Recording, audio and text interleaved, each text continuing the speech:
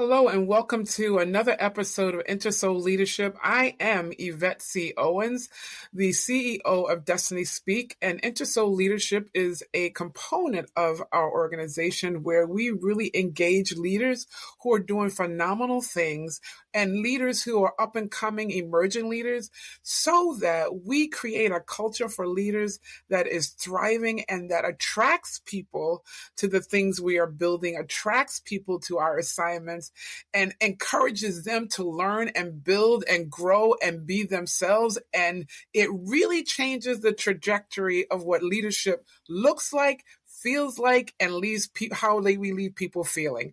We are about elevating one another and not just about the bottom line. While the bottom line counts, it's about elevating those who have signed on to help us complete the vision of what we're doing, as well as helping them to become and continue to pursue being their best self. I have the absolute thrill and honor of introducing you to Desiree Cruz, who is just a phenomenal leader and has a heart for leaders who have a heart for leading. So I want to introduce you to her, present to some, and welcome Desiree to InterSoul Leadership. Thank you so much. I'm so happy to be here. Thank you for having me, and I can't wait to get going. Yeah. So can you introduce us to the organization that you have built up and your passion behind all of it and just your heart? Absolutely. So me and my husband, Jesse Cruz, we're the owners of Merge Worldwide. And our whole passion is built on the life of our youngest daughter.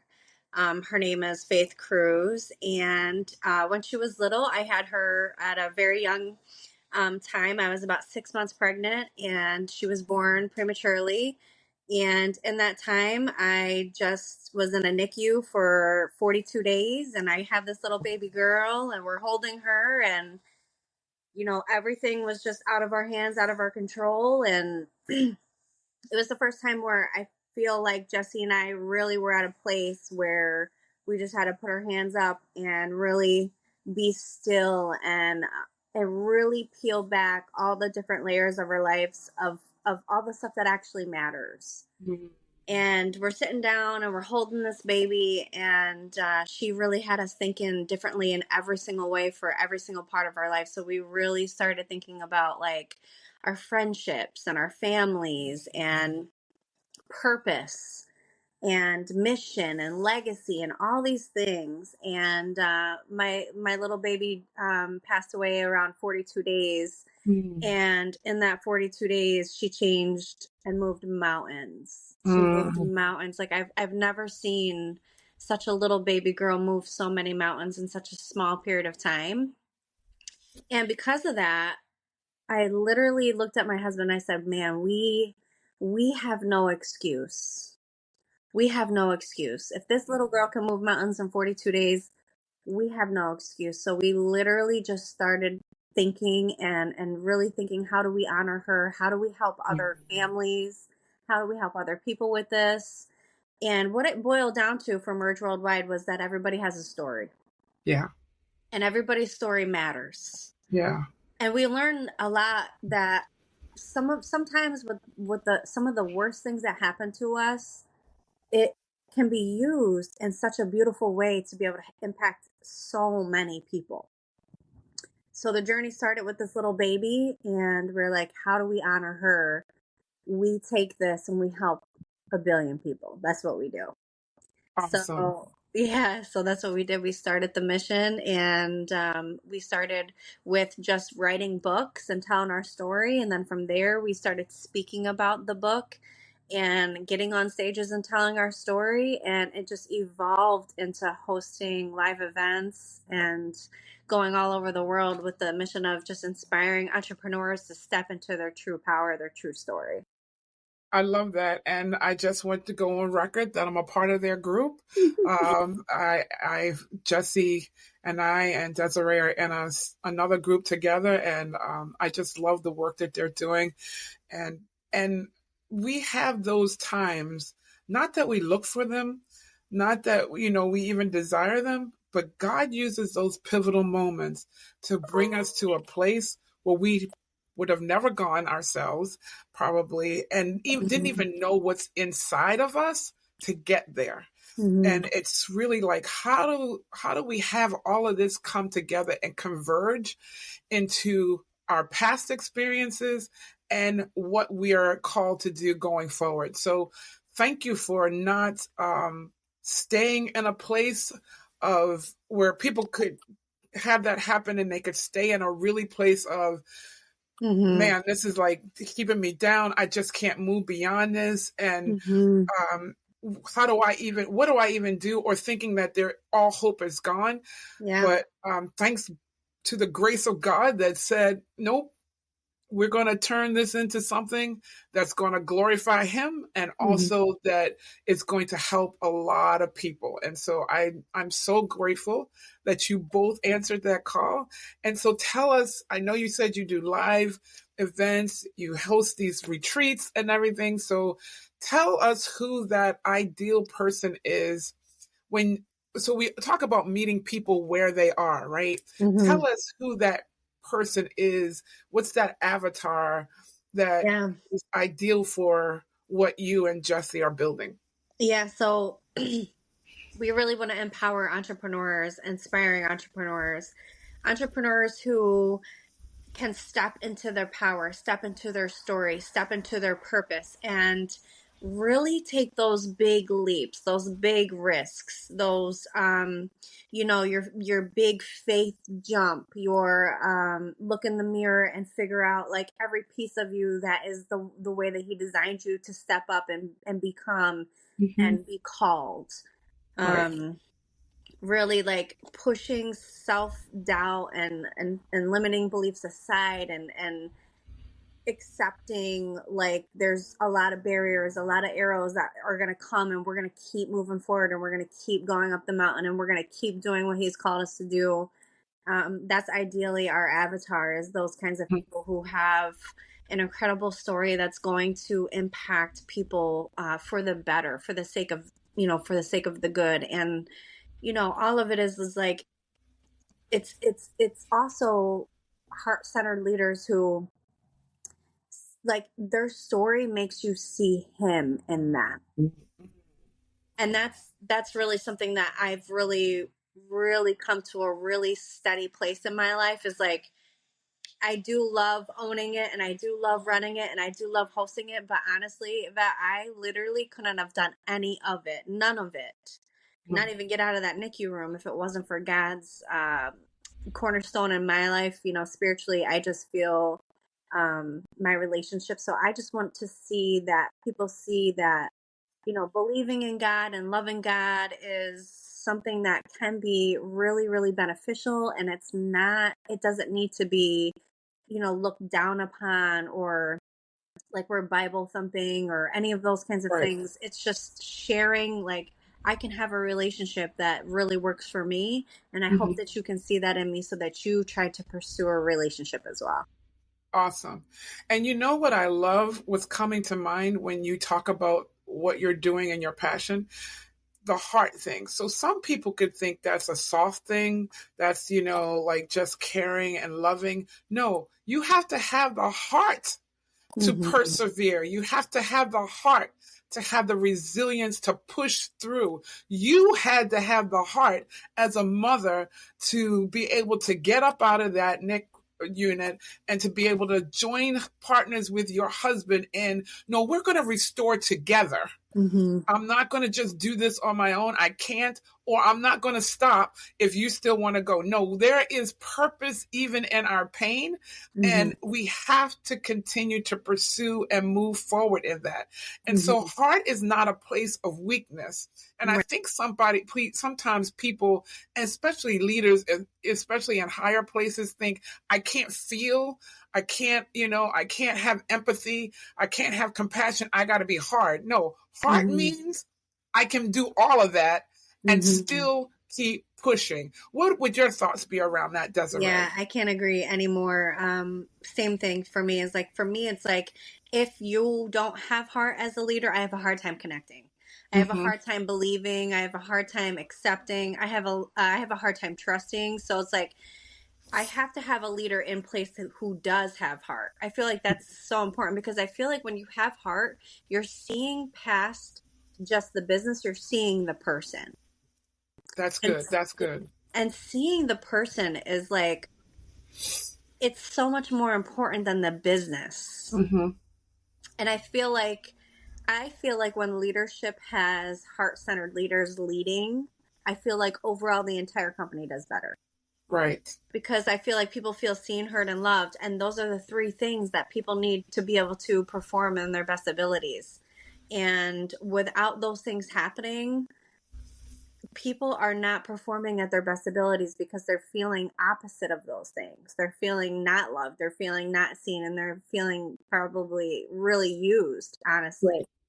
Right. Right. So, yeah, I agree 100%. And so, we talk about connecting as business owners to our ideal clients and things like that. Yet we ignore the connection of the people who are inside the organization who are helping us fulfill the vision. And what you're saying is so real and so important. I have to see the person beyond the business to connect so the business can grow. Because once I connect with that individual, now they can connect with the vision that I'm seeing or the assignment. If you're in corporate, the assignment that we have together, and we can communicate, we can collaborate, because collaboration takes trust, right? Mm-hmm. You can't put on the things that you put on. You can't do the things you can't have the book ventures, which I'd like you to tell people about, if people don't trust to collaborate with you. So tell us about some of those projects that you've had, that really, and you found some connections with the people who joined you in those. Yeah, we have had so many. One of the biggest ones that I've done recently, it was a collaboration with Nikki Cuesta, and I had this vision of Warrior Women, I'm the leading author of Warrior Women, which is a published book series where women come together to tell their stories and connect it to the life lessons that they've learned from their stories. And I had this big vision for Warrior Women, and we did all kinds of things. We published the book, we did virtual events, we did a New York City book launch, had it all up on the Jumbotron. But I wanted to take those stories live and do a women's empowerment movement. So I teamed up with one of my friends, Nikki Cuesta. She's a leader in her space. And I said, how can we collaborate and bring this to light to be able to shine down on women in a movement, in a tidal wave kind of way, not a little tiny, you Right. know. Right. So we did our first Warrior Women Bomb Global Women's Empowerment Movement in June 1st in Cherry Hill, New Jersey, and it was absolutely incredible. We had 21 speakers. Nice. All women were able to share their stories, get up on there and, connect the audience to the lessons that they've learned so that the audience could take away the tools that these women were using and apply them to their own lives so that they could move forward. Yeah. And then along that, I had 4 keynote speakers, and I was able to lift all the girls in my own community. So it was, and then we also were able to lift a lot of girls in Nikki's community. So between the two of them, we lifted all those women and put them up on stages and was giving them a stage to be able to share their stories and promote what they're doing. And everybody just wins like that. That's awesome. So tell us some of the key things that people need to make sure they're doing when they're starting this journey or continuing the journey to focus on, I need to elevate in what I'm doing. I need to either start doing it or I need to take it to the next level from the perspective of heart leadership. Tell us some of those key things people need to do. Yeah, so I truly believe that first we have to really get back to starting with ourselves. So I want you to think about leadership. Right. And then, Right. I mean, we can agree that there's a lot of issues happening in leadership right now, right? in churches and communities and government. I mean, I could go on and on about the leadership troubles that we're seeing, right? Right. But I think that if we went back to starting with ourselves first, right? And we start with the heart. That's what I love to say is we start back with the heart.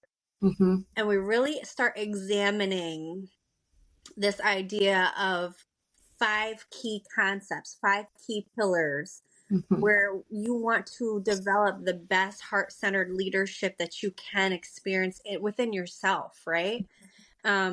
Is 5 key pillars for me. Now, I've done this on my own. I've done this for over 10 years. I've helped thousands of women.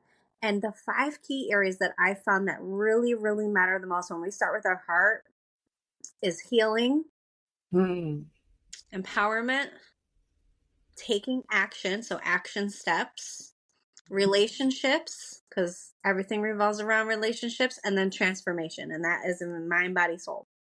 Yeah. So between those 5 pillars, it's starting with the heart. It's really coming back to personal development and starting, instead of it like he says in the Bible, instead of picking out all the logs in everybody else's eye, you got to start with yours, right? Yeah. So to me, I think I'm proof of it. And I know that if we really, really get back to leaders really starting with themselves again and really being able to have them be vulnerable and heart-centered and saying like, there is some healing that I still need to work on. And it shows up in my leadership. Yeah. Right? Yeah. There is a better way to empower the people and the staff and really think about how do we empower people, because empowering people brings self-confidence and self-awareness, Right. which means you have less likely when you have a whole group and a whole team of people who are self-confident and self-aware, there's less problems Right. within the unit because people are self-aware, they're self-confident, right? That's what empowerment does for people. It's huge. I don't think people really realize the power of self-empowerment. Mm-hmm. It changes a lot of things, especially in a team, Right.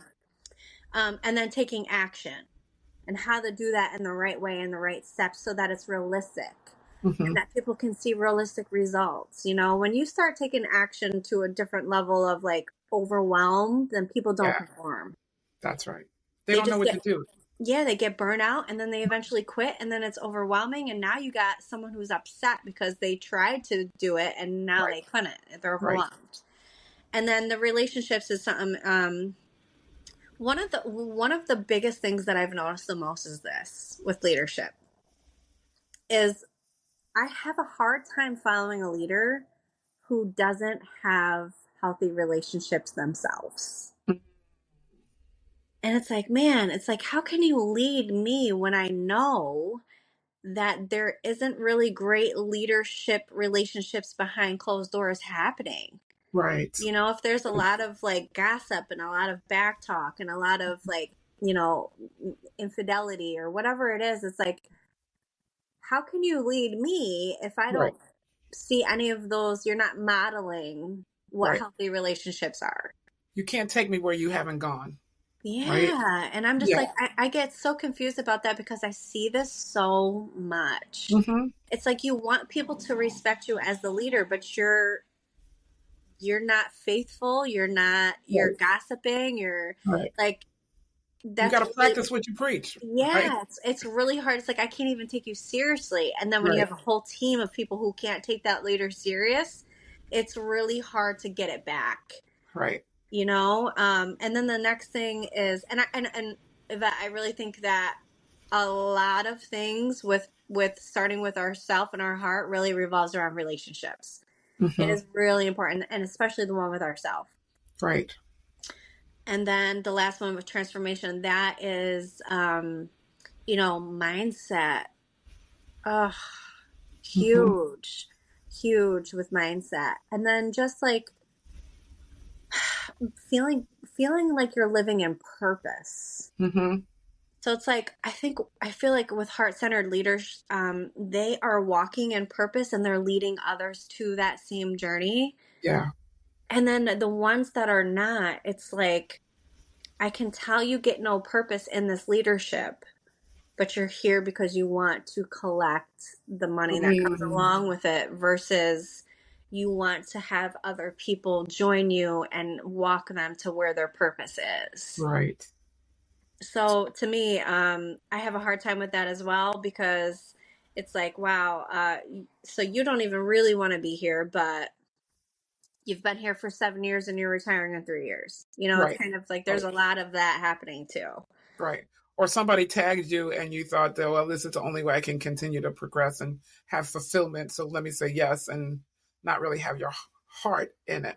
What I hear you Yes. saying, Desiree, is that until I learn to respect myself enough to have core values that are Mm-hmm. strong enough to lead and guide my every thought, my every action, my every Mm-hmm. interaction, then I can't command that from other people. Mm-hmm. And if people can't respect me, they'll never follow me. Mm-hmm. 100%. They'll never follow me. Yeah. And it's like it's needed in the worst way right now. Mm, When I take a real deep dive into all these areas, and you know, it's like it's because there's this stigma connected to things like deeper conversations, right? Like past surface level stuff going into stuff that actually really matters, like healing or right, empowerment, right? These are right, things that really matter, but how much do we see leaders stepping up and saying, I'll be the person to talk about that? right, right. The other thing I hear you saying is that it can't be just a one time thing. And I've seen this so much in corporate where Mm-hmm. people send people to some leadership training or they have this annual thing, and then people just walk away from those events and just go back to doing business as usual, as Mm-hmm. opposed to figuring out how do I incorporate what I just experienced into my day and day in and day out lifestyle in the office and outside the office, Yes. because you can't just put on leadership when you walk through the doors and in through the corridors and take it off, because people see everything. And you mentioned community and you mentioned ministry and you mentioned business, they all collide. And so how I show up in all of those spaces is going to Mm-hmm. dictate how people see me in any of those spaces, Mm-hmm. Yeah. right? Yes, it is so true. So we are encouraging you all to bring the heart back into your leadership. Mm-hmm. Whether you're in ministry, whether you're in business, whether you're in community, bring the heart back into the relationship. First, loving and learning and continue to discover yourself and respect yourself so that you, one, invite others to do the same thing, and you Mm-hmm. create a space where they're able to safely do it because they're under your leadership.